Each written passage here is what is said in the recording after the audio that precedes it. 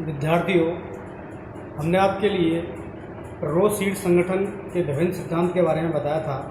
अब हम आपको मूल सीड्स संगठन के विभिन्न सिद्धांत एवं प्रकारों के बारे में बताएंगे। हमने पहले एक सिद्धांत कंप्लीट कर चुके थे जो स्टोजन थ्योरी थी, ऊतकजन सिद्धांत था, हेंसजी ने दिया था। अब हम देखते हैं कि एकबीजपत्री और द्विबीजपत्री का जो मूल सीड्स होता है उसमें संगठन किस प्रकार का रहता है, अर्थात उसमें कौन कौन से स्तर पाए जाते हैं जिनसे अलग अलग क्षेत्रों का निर्माण या अलग अलग ऊतकों का निर्माण होता है। तो ध्यान रखनी है, आरंभिक कोशिकाओं के आधार पर मूल सीड्स में जो कि आरंभिक आधक होते हैं, वास्तव में आरंभिक ना बोलकर आधक ही कहना चाहिए क्योंकि आधक आरंभिक ही होते हैं, प्राइमोर्डिया। तो अलग अलग प्राइमोर्डिया की संख्या रहती है कि प्राइमोर्डिया की लेयर कितनी है, परत कितनी है, उनकी संख्या के आधार पर अलग अलग प्रकार हैं। पहले हम द्विबीजपत्री में पढ़ेंगे कि द्विबीजपत्री में जो मूल सीड्स है वो कितने प्रकार का होता है, अर्थात उसमें कितने प्रकार के आधक रहते हैं। अलग अलग आधकों की संख्या के आधार पर वो अलग अलग उनके प्रकार हैं। तो सबसे पहले है रेननकुलस, जिसमें केवल एक आधक रहता है, मतलब एक परत रहती है मेरिस्टेम की। केवल मूल सीड्स पर कितनी परत होंगी? एक, किसकी? आधक की। अब कैजुराना है जिसमें 2 होंगी और सामान्य प्रकार है जिसमें 3 होंगी। अब ये अलग अलग परतें अलग अलग क्षेत्रों का निर्माण करेंगी। तो प्रथम पहले से स्टार्ट करते हैं। रेननकुलस प्रकार में आप देखेंगे आधक प्रारंभ में, मूल सीड्स में प्रारंभ में आधक केवल एक होगा, एकल पंक्ति होगी। इससे विभिन्न क्षेत्रों का निर्माण होगा। मूल रूप से परिवर्तित या विभेदित होकर अधिचरण का निर्माण होगा। ध्यान रखिए, यहाँ पे मूल गोप से क्या हो रहा है? अधिचरण का निर्माण हो रहा है। तो विभिन्न क्षेत्रों का निर्माण केवल एकल पंक्ति कर रही है, एक पंक्ति पाई जाती है प्राइमोर्डिया की। देखो यहाँ इस चित्र में आपको दिख रही है, केवल एक पंक्ति है, आगे का भाग रूट कैप है। तो ये जो एकल पंक्ति है मेरिस्टेम की, आधक की, इसी से विभिन्न क्षेत्रों का निर्माण होता है। अब इसमें एग्जाम्पल क्या है? फैबेसी है, एमेंटिफेरी है, फैबेसी, एमेंटिफेरी।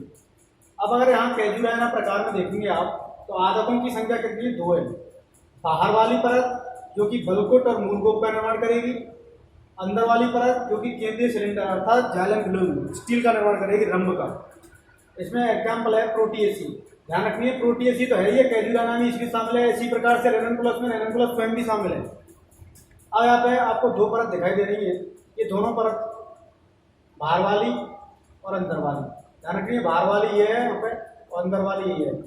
तो बाहर वाली से क्या निर्माण हो रहा है? बल्कुट और मूलगोप। और अंदर वाली से क्या निर्माण हो रहा है? केंद्रीय सिलेंडर, मतलब जाइलम फिलम। तो आप, और ये क्या है? रूट कैप है।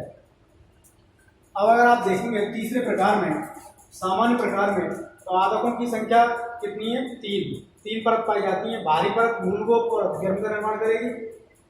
यहाँ पे मूलगोप और बल्कुट का निर्माण हो रहा था बाहरी से, और मध्य भाग बल्कुट का निर्माण करेगी और आंतरिक भाग केंद्रीय सिलेंडर का निर्माण करेगी। तो इन दोनों में अंतर क्या है?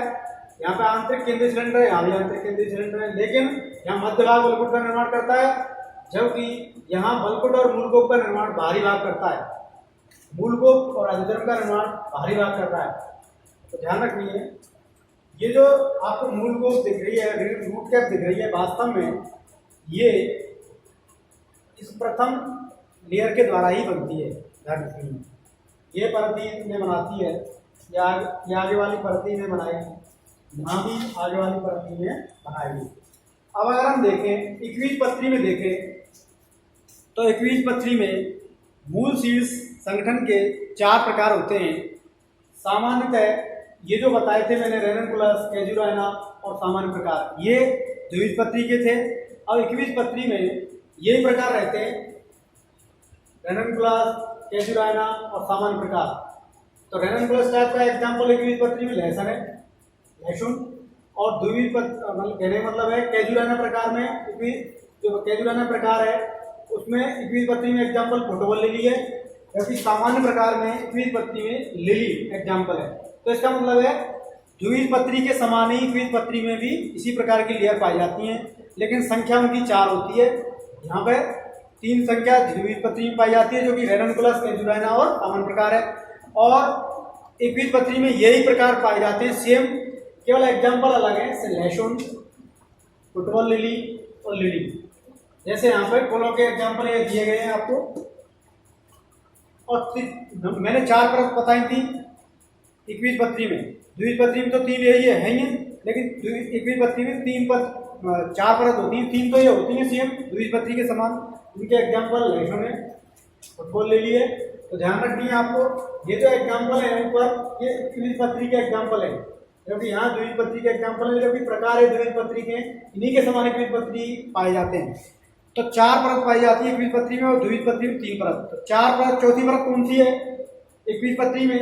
तो चौथी परत है क्लेप्टोजन। क्लेप्टोजन जिसे हिंदी में गोपजन कहते हैं। तो देखो यहाँ पे सबसे भारी परत क्लेप्टोजन है, फिर उससे अंदर की, फिर उससे अंदर की, फिर उससे अंदर की, ये तीनों परत यही है। सामान्य सबसे अंदर की है, और कहने का मतलब सामान्य प्रकार में 3 है, तो 3 लेयर ये पाए जा रहे हैं, 1 2 3, लेकिन सबसे बाहर कौन से? क्लेप्टोजन।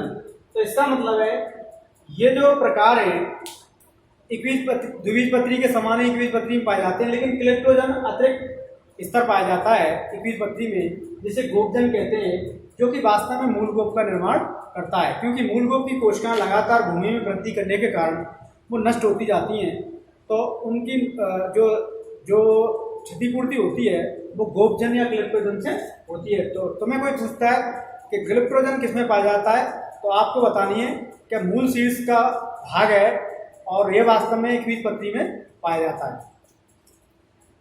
और इसके अलावा जो मक्का है, नंबर 4 का प्रकार ध्यान रखिए। एकबीजपत्री में पहला प्रकार ये है, दूसरा प्रकार ये है, तीसरा प्रकार ये है, और चौथा प्रकार ये है।